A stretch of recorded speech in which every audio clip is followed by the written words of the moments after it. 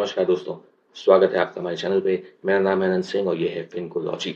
आज मैं आपको बताने वाला हूँ एक ऐसा तरीका जिससे आप अपने लिए एक पैसिव, स्टेबल और रेगुलर इनकम क्रिएट कर सकते हैं। जी हाँ, बिल्कुल सही सुना आपने। एक ऐसी इनकम जो स्टेबल है, जो रेगुलर है और जो पूरी तरह से पैसिव है, यानी आपको उस इनकम के लिए कुछ भी काम करने की ज़रूरत नहीं है। आपका पैसा वो पैसा बना के आपके खाते में हर महीने डाल रहा है, स्टेबल, रेगुलर और पैसिव। अब ये क्या है, कैसे है, किस तरह से आपको इस इनकम को बिल्ड करना है, ये सिस्टम कैसे सेटअप करना है, इसके बारे में मैं आपसे बात करूंगा। तो चलिए शुरू करते हैं।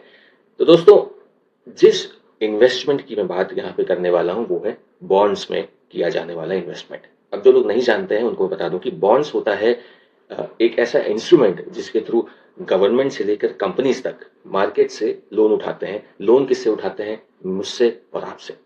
अगर उन्हें मार्केट से पैसा उठाना है लोन्स के फॉर्म में, तो वो बॉन्ड इशू कर देते हैं। सरकारें भी बॉन्ड्स इशू करती हैं और कंपनीज भी बॉन्ड इशू करती हैं। गवर्नमेंट सिक्योरिटीज या ट्रेजरी बिल्स या गवर्नमेंट बॉन्ड्स उन्हें हम कहते हैं जो सरकारें इशू करती हैं, और जो कंपनीज इशू करते हैं उन्हें कॉर्पोरेट बॉन्ड्स कहा जाता है। आप वो बॉन्ड जैसे म्यूचुअल फंड्स खरीदते हैं वैसे आप उन बॉन्ड्स की यूनिट्स को खरीद सकते हैं, और उस पर एक certain fixed percentage of interest होता है जो साल का होता है। वो कंपनी आपको हर महीने या हर क्वार्टरली, जो भी उनकी टर्म्स एंड कंडीशंस होती है उस बॉन्ड की, उसके हिसाब से वो इंटरेस्ट वो आपको डायरेक्टली पे करते हैं आपके अकाउंट में। तो अगर आप स्लोली एंड स्टेडली अपने बॉन्ड के पोर्टफोलियो को बिल्ड करते हैं तो कुछ सालों के बाद आपके पास एक regular steady source of income होगी जो पूरी तरह से पैसिव होगी, स्टेबल होगी और रेगुलर होगी। इसको करने के लिए कुछ चीजों का आपको ध्यान देना होगा। देखिए, बॉन्ड्स कंप्लीटली रिस्क फ्री नहीं है, ये मैं आपको पहले ही बता दूं। बॉन्ड्स में रिस्क इन्वॉल्व है, और जैसा कि हम बार बार कहते हैं, risk is directly proportional to returns. यानी जितने ज्यादा रिस्की होंगे बॉन्ड उतना ज्यादा रिटर्न्स वो ऑफर करेंगे। क्योंकि अगर कोई बॉन्ड रिस्क के क्राइटेरिया में आता है तो ऑब्वियसली लोग उसका बॉन्ड नहीं खरीदना चाहेंगे, हिचकिचाएंगे। तो इसलिए वो ज्यादा इंटरेस्ट ऑफर करते हैं ताकि लोग इंटरेस्ट के लालच में आके वो बॉन्ड को खरीदें। अब रिस्क ज्यादा होने का मतलब ये नहीं कि वो बॉन्ड डूबने ही वाला है या आपका नुकसान ही होने वाला है। क्रिसिल जैसी रेटिंग्स होती हैं, जैसी रेटिंग एजेंसीज होती हैं हमारे देश में, ये हर बॉन्ड को रेट करती हैं, बॉन्ड को एक रेटिंग देती हैं। कोई कंपनी अगर छोटी है, ग्रोइंग है, उसके पास उतने ज्यादा एसेट्स नहीं है, उतना कैश उनके पास नहीं पड़ा है, तो उनके बॉन्ड्स जनरली थोड़े से रिस्की कैटेगरी में माने जाते हैं। इसका मतलब ये नहीं कि वो रिस्की है ही और वो कंपनी बंद हो जाने वाली है। इसका मतलब सिर्फ ये है कि देयर इज अ पॉसिबिलिटी कल को कुछ ऐसा इकोनॉमिक डाउनटर्न हो जाता है, कोई ऐसी ग्लोबल कॉन्फ्लिक्ट आता है, लॉकडाउन लग जाता है, कोई ऐसी इमरजेंसी इकोनॉमिक सिनेरियो क्रिएट हो जाता है जिससे कि हो सकता है वो कंपनी सर्वाइव ना कर पाए। और जब वो कंपनी सर्वाइव नहीं कर पाएगी तो वो डिफॉल्ट कर जाएगी, खुद को बैंकरप्ट डिक्लेयर कर देगी, और आपके बॉन्ड्स का पूरा पेमेंट शायद ना हो पाए, या आपके बॉन्ड के प्राइसेस इतने गिर जाए कि वो बॉन्ड जंक हो जाए और आपको आपके इन्वेस्टमेंट की रिकवरी ना मिल पाए। ये रिस्क बिल्कुल जायज है, वैलिड है, और रिस्क होता है बॉन्ड्स में। इसी तरह जो बड़ी कंपनीज होती हैं, जो स्टेबल होती हैं, खास करके जो गवर्नमेंट के बॉन्ड्स होते हैं, उन पे आपको इंटरेस्ट रेट काफी कम मिलता है, बेयरली आपके इन्फ्लेशन को बीट करता है, हल्का सा, क्योंकि वो कंपनी स्टेबल है। गवर्नमेंट कहीं नहीं जाने वाली, सरकार नहीं गिरने वाली। सिमिलरली गवर्नमेंट कंपनीज जो बॉन्ड्स इशू करती हैं उनके भी रेट ऑफ इंटरेस्ट कम होते हैं, क्योंकि वो कंपनीज बहुत ही स्टेबल है, उनको गवर्नमेंट की बैकिंग है। वो कंपनीज डिफॉल्ट या बैंकरप्ट नहीं होने वाली, गवर्नमेंट इंटरवीन करेगी उन्हें प्रोटेक्ट करने के लिए, इसलिए उनके बॉन्ड्स पे रेट ऑफ इंटरेस्ट कम होते हैं। तो ये सिंपल सा फंडा है, जितना ज्यादा रिस्क एसोसिएटेड होगा किसी भी बॉन्ड के साथ उसको उतना ज्यादा रिटर्न मिलेगा। बट इसको आप अपने एंड पे देख सकते हैं, रिसर्च कर सकते हैं। इन जनरल बॉन्ड्स में आप जो बहुत ही स्टेबल बॉन्ड है वो तो 4-5%, 6% का रिटर्न देते हैं, लेकिन थोड़ा सा अगर आप कॉर्पोरेट बॉन्ड्स में आते हैं तो उसमें आपको 9%, 8% से लेकर 12% तक का रिटर्न भी ऑफर किया जाता है, मिलता है।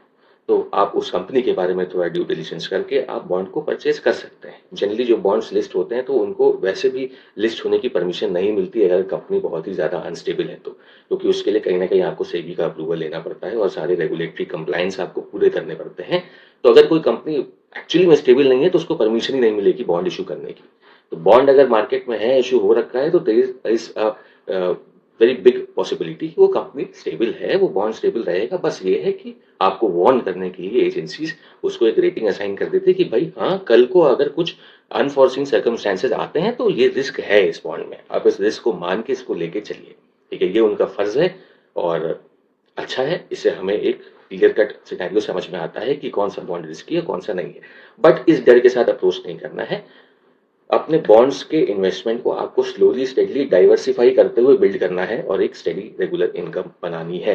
एक बहुत ही अच्छा जरिया होता है बॉन्ड्स में इन्वेस्टमेंट करके अपने लिए एक इनकम के सोर्स को क्रिएट करने का। अब किस किस तरह के रिस्क एसोसिएटेड होते हैं, तो देखिए एक रिस्क होता है इंटरेस्ट रेट रिस्क, यानी जब इंटरेस्ट रेट मार्केट में बढ़ने लग जाता है तो बॉन्ड्स की वैल्यू गिरने लग जाती है, तो उससे आपके इंटरेस्ट पे कोई फर्क नहीं पड़ रहा। आप जब बॉन्ड को सेल करने जाएंगे तो हो सकता है आपको आपके पूरे इन्वेस्टमेंट ना मिल पाए, बॉन्ड की वैल्यू गिर चुकी होगी तो आपको कम पैसा वापस मिलेगा एज कम्पेयर टू जितने में आपने बॉन्ड को खरीदा। दूसरा होता है लिक्विडिटी रिस्क। मार्केट में ये अब जैसे शेयर्स हैं तो हम खरीदने आते हैं तो शेयर्स हम बाई या सेल को ऑर्डर प्लेस करते हैं, तुरंत वो एग्जीक्यूट हो जाता है, हमें शेयर्स मिल जाते हैं। बॉन्ड्स में और स्पेशली कॉर्पोरेट बॉन्ड्स में उतनी वॉलिटिलिटी मार्केट में, उतनी लिक्विडिटी मार्केट में नहीं होती, उतने बायर्स या सेलर्स नहीं होते, तो अगर आप तुरंत बेचने जाएंगे तो बहुत ही कम पॉसिबिलिटी है कि तुरंत आपका सेल ऑर्डर या बाई ऑर्डर एग्जीक्यूट हो जाएगा, उसमें थोड़ा समय लगेगा लेकिन वो हो जाएगा। ठीक है, तो ये लिक्विडिटी की थोड़ी सी कमी रहती है। Obviously risk, credit risk associated होता है कंपनीज के साथ, कॉर्पोरेट्स हैं, कंपनीज हैं, प्राइवेट कंपनीज हैं, भाई चल रही हैं, कल को बंद हो सकती हैं, प्रीटी ऑब्वियस कोई भी कंपनी बंद हो सकती है, तो ये क्रेडिट रिस्क एसोसिएटेड होता है। दूसरा, रिटर्न्स थोड़े से कम होते हैं as compared to what you can get if you invest in equities. Equities में सबसे ज्यादा रिटर्न होता है लेकिन आपको बहुत ज्यादा एफर्ट्स डालने पड़ते हैं, आपको उस कंपनी के बारे में लगातार पढ़ना पड़ता है, क्या मैनेजमेंट है, क्या उनकी पॉलिसीज हैं, आगे क्या करने वाले हैं, मर्जर होने वाला है या कुछ एक्सपेंशन की स्ट्रेटेजीज हैं, क्या नया प्रोडक्ट ला रहे हैं वगैरह वगैरह। आपको अगर आप इक्विटीज में इन्वेस्ट करते हैं तो आपको जिन भी कंपनीज के शेयर्स आप खरीद रहे हैं उनके बारे में आपको अच्छी खासी जानकारी रखने की जरूरत पड़ती है। म्यूचुअल फंड में ऐसी जरूरत नहीं है, इसलिए इक्विटीज का रिटर्न सबसे ज्यादा है, उसके बाद आता है म्यूचुअल फंड, और म्यूचुअल फंड के लगभग लगभग बराबर का रिटर्न आपको कॉर्पोरेट बॉन्ड्स दे देते हैं। म्यूचुअल फंड का एवरेज रिटर्न 12-13% का है, ये लोग 10-11%, 9% से 11% के आसपास का रिटर्न बॉन्ड्स भी आपको दे देंगे।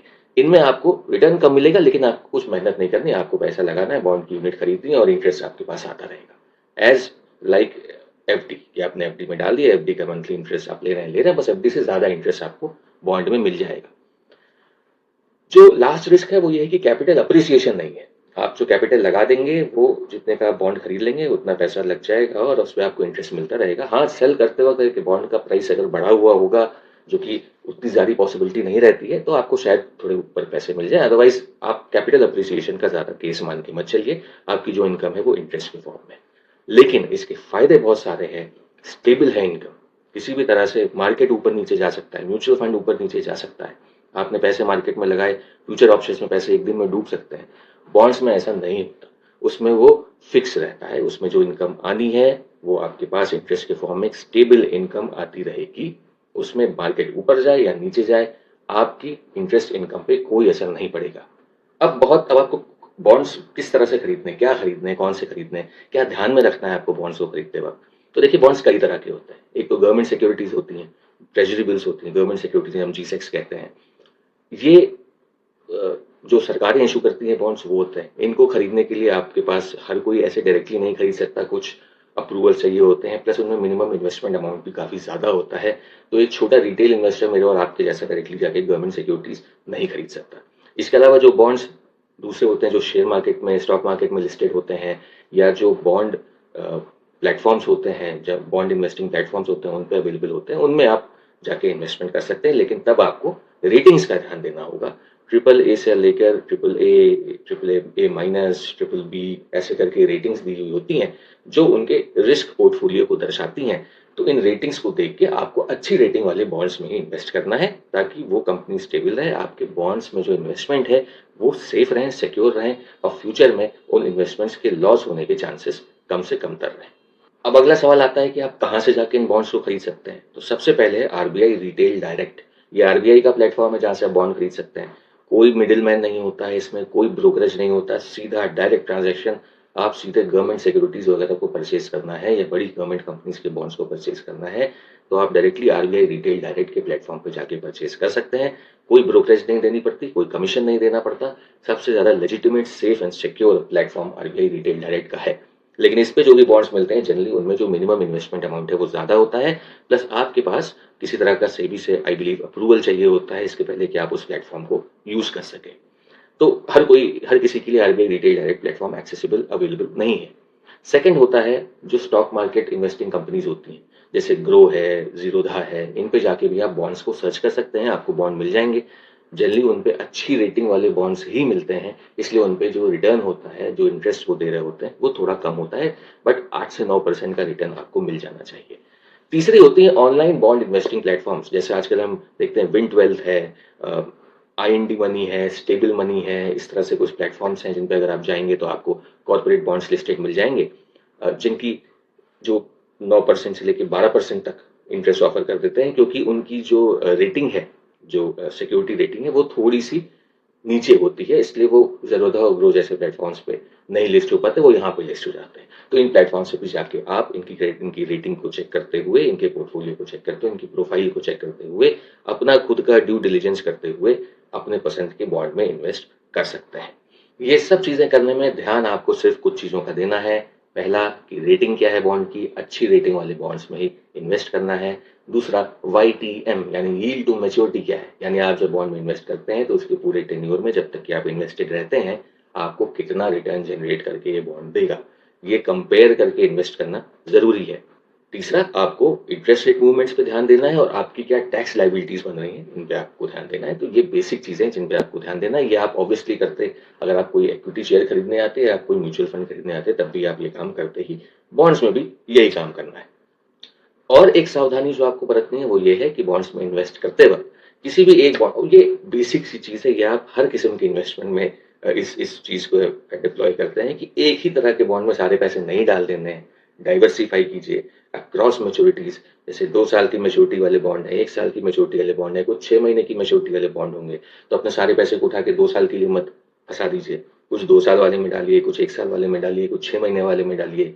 अच्छी क्रेडिट रेटिंग और अच्छी रेटिंग वाले बॉन्ड्स में डालिए। थोड़ा सा 50% के करीब एकदम टॉप नॉच रेटिंग वाले बॉन्ड में होना चाहिए, उसके नीचे 25% सेकंड ग्रेड रेटिंग में होना चाहिए, आखिरी का 15% और 10% लोअर कैटेगरी ऑफ बॉन्ड्स में होना चाहिए जो आपको ज्यादा इंटरेस्ट रेट दे रहे हैं। तो इस तरह से अपने इन्वेस्टमेंट को डाइवर्सिफाई करना है, अच्छी रेटिंग वाले बॉन्ड्स को प्रिफर करना है, ड्यू डिलिजेंस अपना करना है, और एक रेगुलर स्मॉल स्मॉल इन्वेस्टमेंट करते हुए आप ओवर टाइम कुछ सालों में एक बहुत ही बेहतरीन स्टेबल और पैसिव इनकम का एक स्ट्रीम अपने लिए क्रिएट कर सकते हैं, जो आपकी मेन इनकम को सपोर्ट कर सकता है और समय के साथ उसे सब्स्टिट्यूट भी कर सकता है।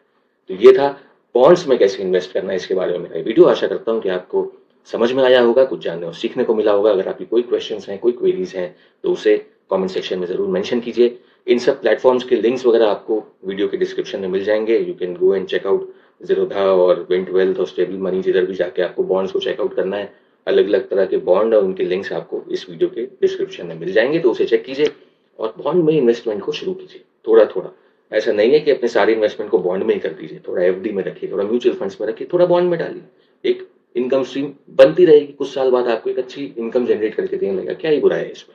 ओके, सो इसके बारे में देखिए, पढ़िए, जानिए, सीखिए और बॉन्ड्स के की दुनिया को थोड़ा एक्सप्लोर कीजिए। कुछ पूछना हो, कुछ क्वेरी हो, कुछ सजेशन हो, तो उसे कमेंट में मेंशन कीजिए। Thank you very much for watching, thank you very much for giving me your time, and I will see you on the next one. Take care, God bless you, नमस्ते।